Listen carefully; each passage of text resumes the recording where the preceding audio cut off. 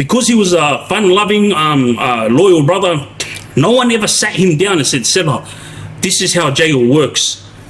This is the groups that are aligned.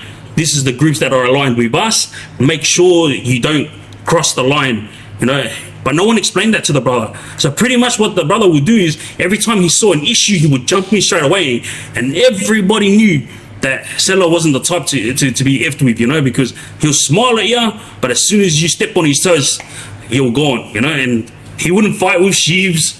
He wouldn't go get knuckle dusters. He wasn't the type to go break brooms. But this guy would just use his fist. That's how much of a good fighter he was. But the end of Cella's reign inside prison was when he actually realized himself that he was in prison. So remember, before he got to Lithgow prison, he was already on drugs, and bad on drugs, you know. So when he got to Lithgow prison, remember what I told you guys, Lithgow prison is in the shape of a coffin, and Lithgow prison and Bathurst prison belongs to the Aboriginals. I don't care what anyone says, yeah. The Aboriginals ran these two prisons. You know, if you wanted to come there, you had to make sure you got along with the Koori boys, because these guys, they axed anyone that they didn't get along with. They ran those prisons, you know. Kempsey, Wellington, all those other prisons, they didn't come till later. They were all opened later. I'm talking about the old school prisons that the Aboriginals were running, which was Bathurst and Lithgow. So when Cella walked into Bathurst prison, obviously he knew, like, oh, well, I'm going to have to fight my way out of this one. But Cella still didn't understand. This is racial wars. It's not a one-on-one, you know what I mean? But the poor brother, like, he didn't figure it out, you know? And I tried to explain it to him when I was with him. But remember, I'm young. So the brother would only take in what he wanted, and then everything else I said would go straight through one ear and out the other. Walks into Lithgow prison. First thing everybody sees is the guy with the long hair, pretty boy face, and muscly. Walks into his pod. Love you, G, thank you. Murray, G, thank you very much. And then next minute, he got attacked. The brother got abstayed several times. Like, everyone jumped him. Like, it was like everything that Cella had been through for the last 2 years all came back and bit him in the ass, you know. And this is what I'm saying to younger generation out there. This is exactly what's going to happen to you guys. You know, all the stuff that you guys are doing right now, all of you youngsters were hanging around killers, all you youngsters were hanging around the baddest gangsters. Like, I'm not trying to tell you guys what to do, yeah. All I'm saying is, see what happened to Cella? This is what's going to happen to you guys. You all think that it's fun and games right now, until what happened to Cella happens to you, you know.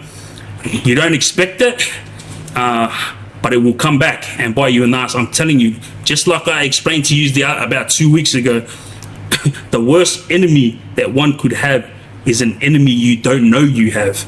Imagine going to a prison, you're looking around, yeah, and you're thinking, I'm good, I'm gangster, and then the smallest bloke gets ya. I've seen it time and time again. You know, it's the guy that you don't know. That's the one you got to be careful of. You know what I mean? You can stand there and be a tough guy all you want, but this is what's going to happen inside prison. You know, there's the stories that I'm going to tell you guys.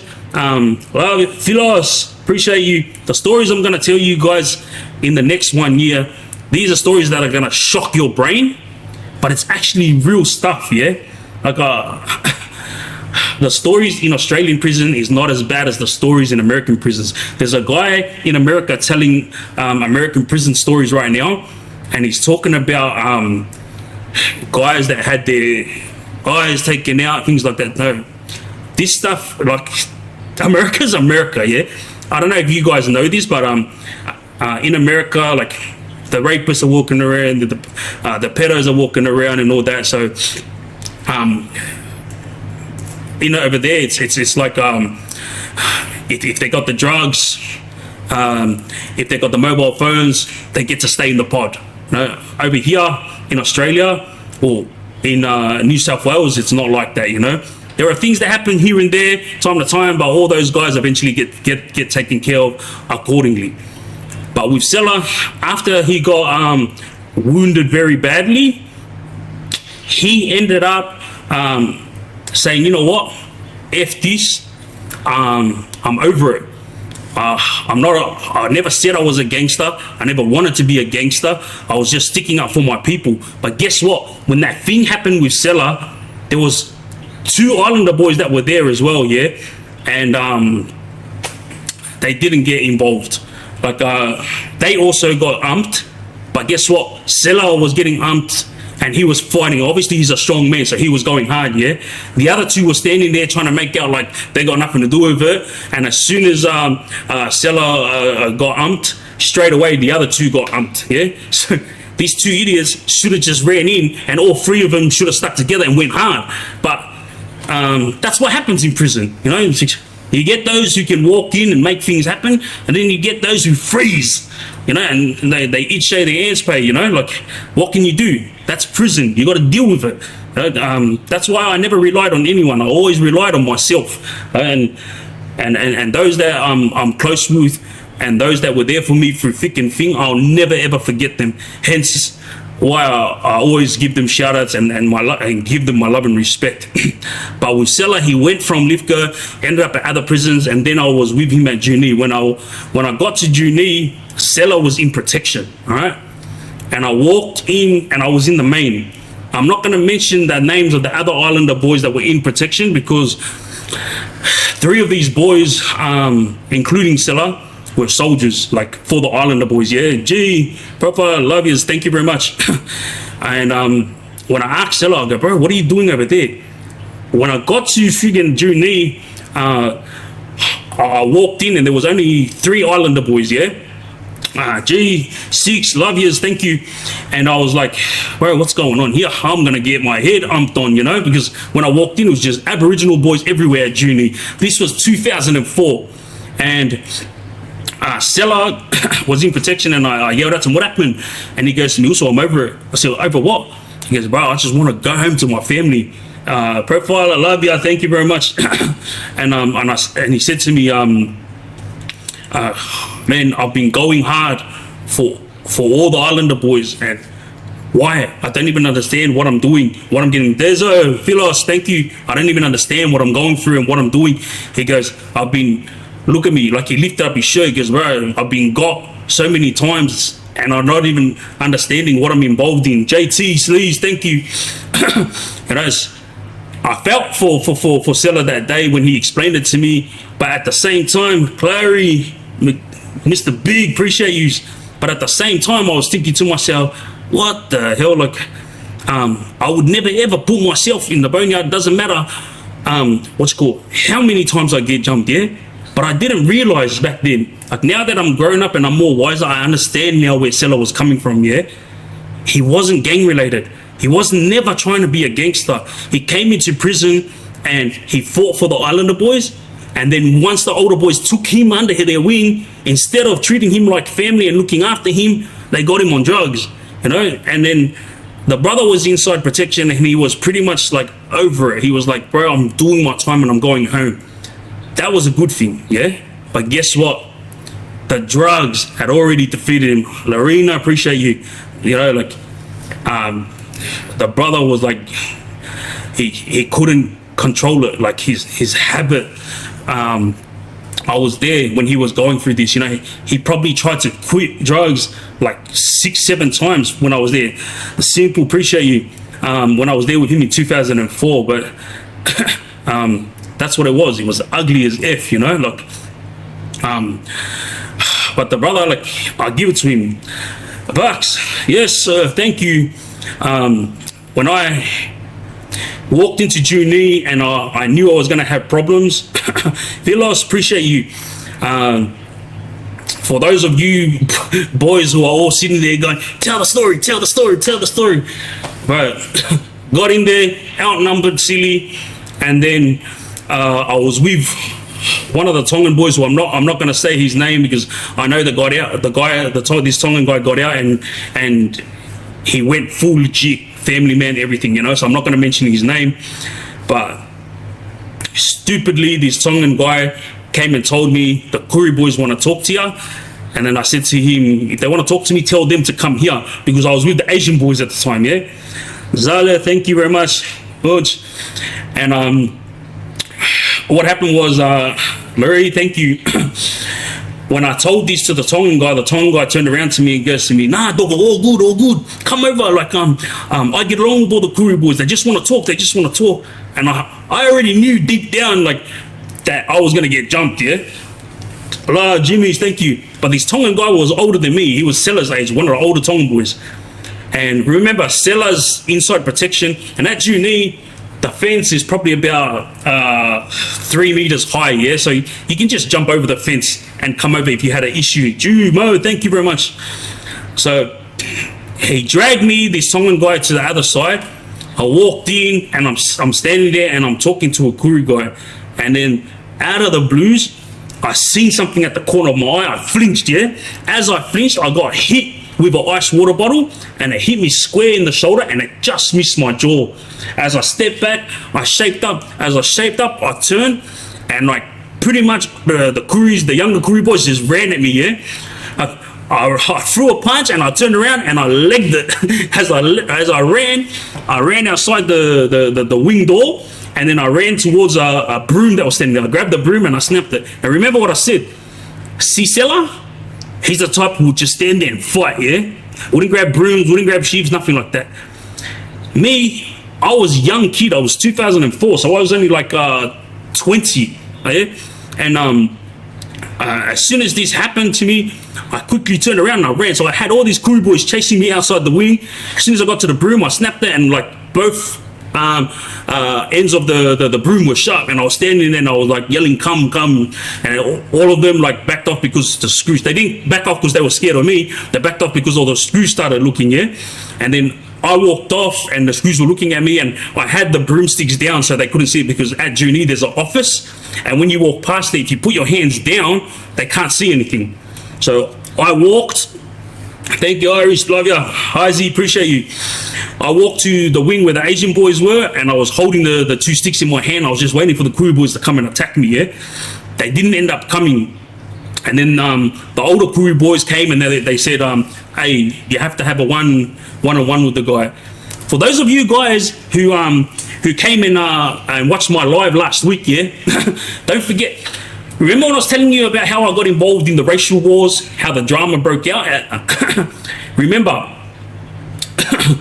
it all started over a cordial bottle, and then I started getting jumped. Every prison I went to, I was getting jumped by the Kuri boys, and if I wasn't getting jumped, I had to have a one-on-one, you know? One-on-one's all good. Getting jumped, like, yeah, I did pretty good.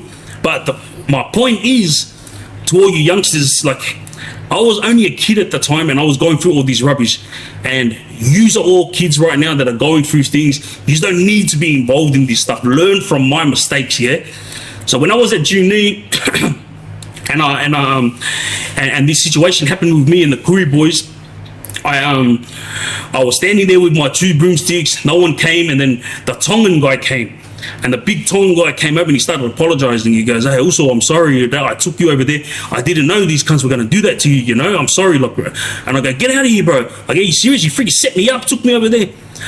When he wouldn't leave me alone, like, he kept following me and saying to me, also, I'm sorry. I realized he actually was sincere. He didn't mean to set me up the way he did. I didn't realize this older Tongan guy, it was his first time in prison. So, Y2, thank you. I didn't realize, Silva, that he took the Kuri boys from face value, yeah? So when they said to him, no, just bring him over, we're going to talk out a little issue, but it's just going to be talking.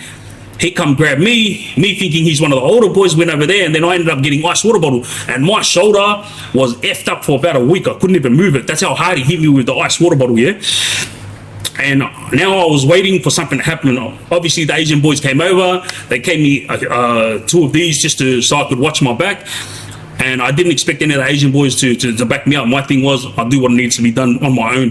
The Tongan guy, he was so strong-minded that even though it was his first time in prison, he goes to me, he goes, grab whatever you need to grab and let's go. And I said, go where?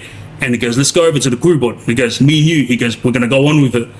And I said to him, what's wrong with you, bro? I go, bro, this is your first time in prison. Like, we can't just walk over there and go on with it and expect to walk out alive. I go, brother, I go, it's a whole wing.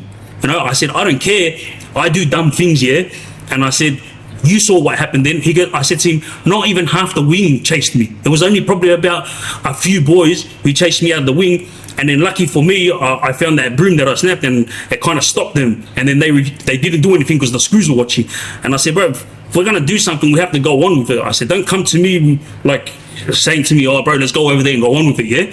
And then the Tongan brother ended up understanding what I was saying. Like, bro, I think he was just upset of this Tongan brother because he felt bad that he set me up because I'm a young kid, yeah? And he just walked me in there and got me ice water bottled. Anyway, the older boy, young Koori boys got involved, told us to have a one-on-one, went out, and when I walked out, I didn't realize all the Asian boys followed me out. So I had the big Tongan guy watching my back. I was ready for my one-on-one, and then all the Asian boys came.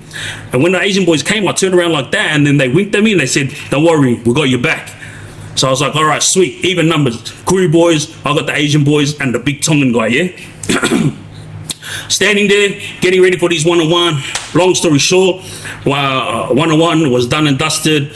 Old mate came out second best, but at the same time, I could have annihilated him, yeah? But I'm the type who uses my brain. For someone so young, I knew how to navigate prison and the prison system and also inmates. And my thing was, if I attack this guy hard out and then he ends up on his ass and then I start pounding the hell out of him, bro, the Asian boys, yeah, they're strong, but they're skinny guys who go on with it, yeah? And mind you, the Asian boys are dangerous. But we were all outnumbered by the Koori boys, and I thought to myself, if I put this guy on show and I put him on his ass, we're going to get annihilated. So what I did was, the first 2 seconds of the fight, I clocked him twice, and he was already dazed. He was like back like this, yeah?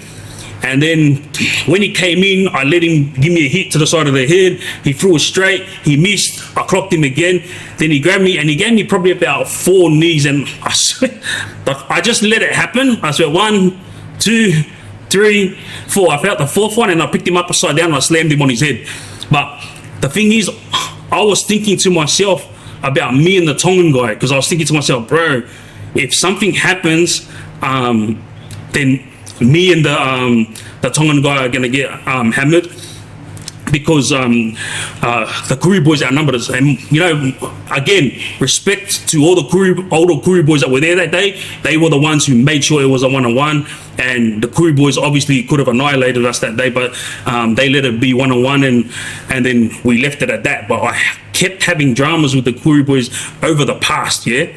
But the point of my story is, see Cella, remember how I told you that he could have jumped over the fence? So when this whole issue broke out, yeah, Cella came with the other 3 Islander boys, the ones that I was telling you about, and he goes, as soon as something happens, also, we're gonna jump the fence and then we're gonna go on with it. Like, this is the type of person Cella was. Like, so much dramas broke out at Juni during this moment. I'm not gonna explain it because I'm gonna save it to tell in full, yeah. But there's big stories of what happened over there during this time in 2004 to 2005. But this is the type of person Cella was. Even though he had said he's over it, he's done and dusted, he's not getting involved in anything else, as soon as he found out what was happening with me, straight away Cella was like, all good, so he goes, I'm there for ya, we'll jump the fence, we'll do what needs to be done. That story will be told next time, yeah. Right now, it has to come back to the younger generation. All right, let's deal with this. We had Cella, Blackie, and Jobsy, 3 good boys, yeah, who didn't deserve what they ended up going through after prison. And this is what I'm saying to all you youngsters out there. It's not about surviving prison, yeah. It's about what's gonna happen to you when you get released. You know, I've been speaking to a lot of younger generation boys who have been messaging through. So all of you that I haven't replied to, I apologize wholeheartedly, but I've got so many messages coming through. But just remember, you made the time to message me, and I'm going to make sure that I make the time to reply. Yeah. Now, this is where I want to end my life. See this cell behind me? This is supermax cell. It's not the normal cells in the main, yeah? This right here is where I was sleeping. Like, just looking at this cell, like, it's cringe, because I know what I got up to when I was in there. You know, I'm not the type that does head miles. I'm not the type that that goes through a lot when my cell's locked. See the back at the back over here? That's our yard. Our yard is very small, yeah? That toilet over there, the shower is right next to it, and you only get 6-minute shower in the morning, 6-minute shower at night. Right here where the mattress is, if the screws, Marie, the simple, appreciate you guys. If the screws see that that you're being a smart ass and you think you're some tough guy, they'll take that mattress off you and you'll be sleeping on that rock bed. Do you guys know how many times I've had to deal with sleeping on that rock hard ass bed just from being Mr. Tough Guy? And this is what I'm saying to younger boys, yeah? See this cell? If you end up inside prison, yeah, remember my words. I warned you. I gave you brotherly advice, you know? Like, this place here is the worst of the worst places. This prison cell is supermax. Supermax is the most inhumane prison in Australia. Let me tell you something. There's going to be a lot of things that I'm going to be bringing up about supermax. And one of the biggest things is housing the younger generation with the older boys. John, Alex, appreciate you guys. Like, the amount of time that the older boys in supermax have used the younger boys to do their bidding, mate, I'm telling you right now, it's just a shame, you know, because these younger boys who went in for not a long time, like I explained to you before, a young Muslim brother named Harachi, yeah, you know what? I'm not even going to bring his family into it. But young brother Harachi was only had 18 months to go.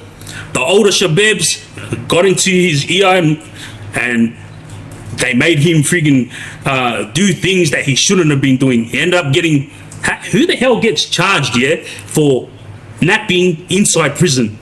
So one of the younger Shabebs, he ended up being a snitch on the older Muslim boys. He also snitched in Harachi, yeah? But when Harachi only had 18 months to go, bro, I begged him, please, bro, don't get involved with these rubbish. You're still young and you're about to go home. They got into his ear. They used religion to take control of him, you know. And the brother is so loyal, so reliable, so sincere that he'll go above and beyond, you know. And he went from 18 months to 44 years. I'm not even going to explain like some of the stuff that he got time for. He got 7 years for writing a letter to the commissioner and say that he was going to do these to him. He got 10 years for napping inside prison when he tied up the other for his cellmate and whipped him. You know, like that other Shabeb who snitched in all the other Muslim brothers. The amount of times that the Muslim brothers helped this guy, like, wow, I couldn't believe it. How can this bloke turn on his own Muslim brothers? Like, they prayed together every single day, five times a day, you know. And as soon as he felt like he wanted to go home early, that's what he did. He snitched in all the Shabebs so that he could go home early, and he used the napping from Harachi to go home early. And this is what I'm saying to you young guys. This is what's going to happen to you. The older boys are going to use you inside prison and out here. And then as soon as the consequences come around, they're all going to disappear. And guess what? Who's paying your legal fees? No one. Hey, your mom and dad can't afford it. Your missus can't afford your legal fees. So guess what? You're going on legal aid. And guess what happens when you're on legal aid? You don't get good representatives. And guess what happens when you don't get good representatives? You're going to be stuck in jail for another 10 years. Yeah, that's what I'm talking to you about right now. All right, I got freaking 10 years. Yeah, love you, Marie. Appreciate you. I got freaking 10 years for something that I had nothing to do with. I should have got charged for accessory after the fact, meaning when I got there, the situation had already occurred. That's accessory after that fact. I should have got charged for that.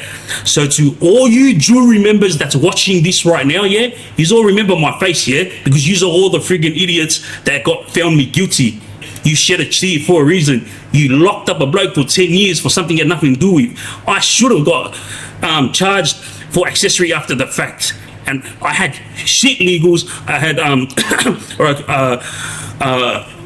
lawyers who were setting me up, and then the best appeals barristers in New South Wales turned around and threw it in my face and said, oh, even though the victim turned up and said you had nothing to do with it, I don't see you having any points for an appeal.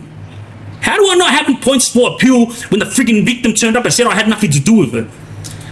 That's where I'm at right now with all you youngsters, yeah? This is what you're gonna go through. No, I'm not trying to tell you boys what to do. Here's my story. What a shit story, eh? See how I ended it? What a shit story, eh? This is what's gonna happen to you if you keep going down the road you're going. I know it's hard to work a 9 to 5